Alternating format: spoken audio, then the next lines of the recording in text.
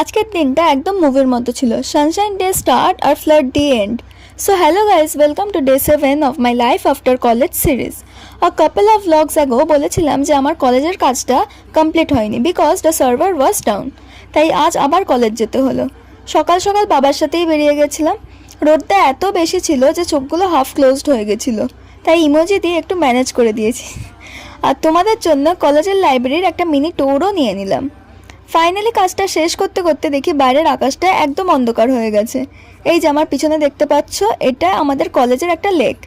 আর তারপর যা জোরে বৃষ্টি নামলো, লিটারেলি পুরো কলকাতা আন্ডার ওয়াটার হয়ে গেছিলো। রাস্তাঘাট সব জলে ভরে গেছিলো। আর বাড়ি ফিরতে ফিরতে অনেক দেরি হয়ে গেল আমার, বিকজ বিশাল জ্যাম ছিল রাস্তায়। তার ওপর আমি পুরো ভিজে গেছিলাম। বাট দিনের সব কষ্ট 1 মিনিটে চলে গেল ডিনারের এই চাউমিনটা দেখে। ট্রাস্ট মি, এই চাউমিনটা আমার মুডটা একদম রিফ্রেশ করে দিল। So that's all for today. See you again in day 8 of my life after college series. Bye.